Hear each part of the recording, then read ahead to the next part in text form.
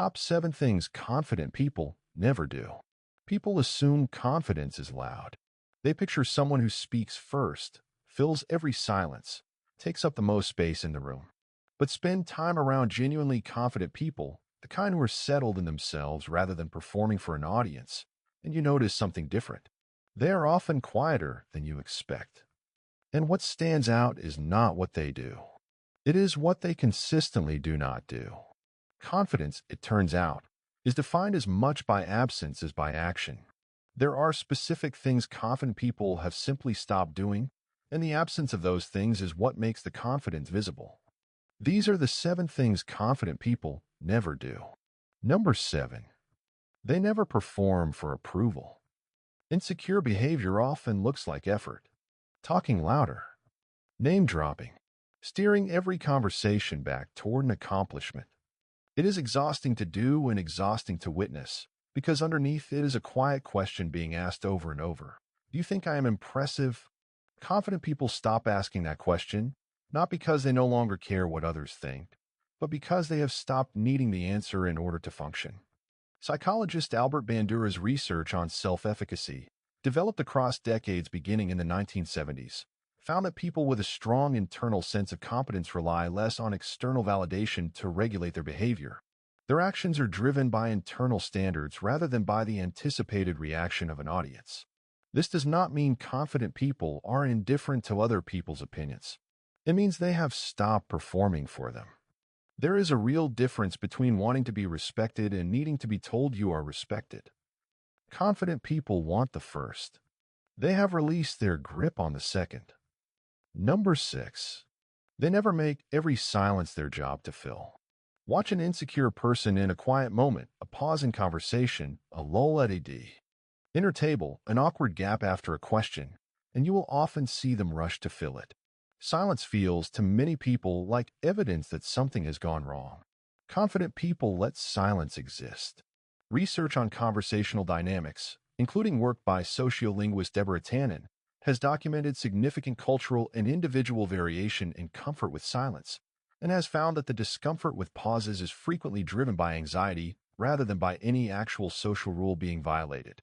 Most silences are not awkward. They only become awkward when someone decides they are and reacts accordingly. A confident person can sit inside a pause without needing to resolve it. Not because they do not notice it, but because they do not interpret it as a problem requiring an immediate solution. The silence is allowed to simply be silence. Number 5. They never compete in conversations they were not invited into. There is a particular habit, common and mostly unconscious, of turning someone else's story into a competition. A friend mentions a difficult week, and the response becomes a story about an even harder week. Someone shares an achievement, and the conversation pivots, almost immediately, to a comparable achievement of your own. This instinct, sometimes called conversational narcissism, was studied extensively by sociologist Charles Derber, whose research found that this pattern of redirecting attention back to oneself is pervasive, frequently unintentional, and almost always damaging to the relationship in which it occurs. Confident people do not need to win every exchange of information. When someone shares something, confident people are able to simply receive it, to stay curious about the other person's experience without immediately translating it into an opportunity to talk about themselves. This is not selflessness. It is simply the absence of the urge to compete for attention that they no longer need to win. Number 4. They never apologize for things that are not their fault. There is a specific kind of habitual apology that has nothing to do with wrongdoing and everything to do with discomfort. Apologizing for someone else bumping into you. Apologizing for asking a reasonable question. Apologizing reflexively for simply existing in a space. Research on gender and communication patterns, including studies compiled by linguist Deborah Tannen and others, has documented that this pattern of reflexive over-apologizing is disproportionately common among people socialized to minimize their presence or avoid causing inconvenience, and that it functions less as genuine remorse and more as a social reflex meant to preempt conflict. Confident people apologize when they have actually done something that warrants it. They do not apologize as a verbal tic, a way of making themselves smaller, or a preemptive defense against being perceived as a burden. The word retains its meaning because they have not diluted it through overuse. Number 3. They never let their mood be decided by someone else's behavior. Most people experience their emotional state as something that happens to them. Someone is rude, and their day is ruined. Someone is cold in a meeting, and they spend the rest of the afternoon replaying it. Confident people experience this differently, not because they are unaffected by other people's behavior, but because they have built a kind of internal separation between what someone else does and how they themselves feel.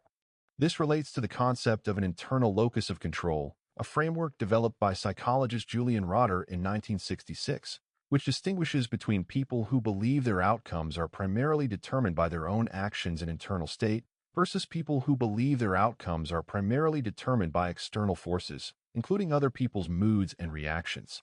Decades of subsequent research have consistently linked a stronger internal locus of control with greater resilience, lower anxiety, and more stable emotional functioning. Confident people notice when someone is being difficult. They simply do not hand that person the controls to their own emotional state. The behavior belongs to the other person.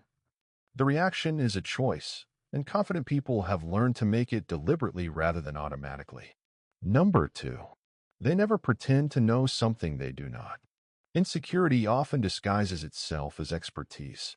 A question gets asked, and rather than admit uncertainty, the insecure response is to construct an answer that sounds confident, regardless of whether it is accurate.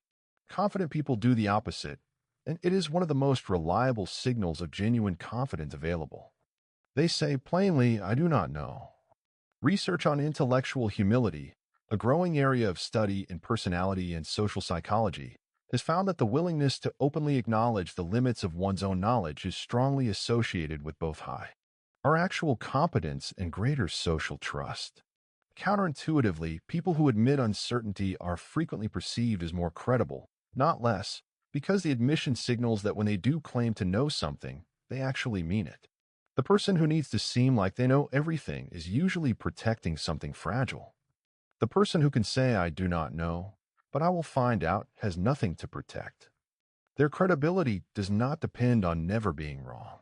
It depends on being honest about when they are right. Number 1. They never stay somewhere just because leaving feels uncomfortable. This is the deepest one and the hardest to practice. A job that has stopped being right. A friendship that has become one-sided. A relationship that ended emotionally long before anyone said it out loud.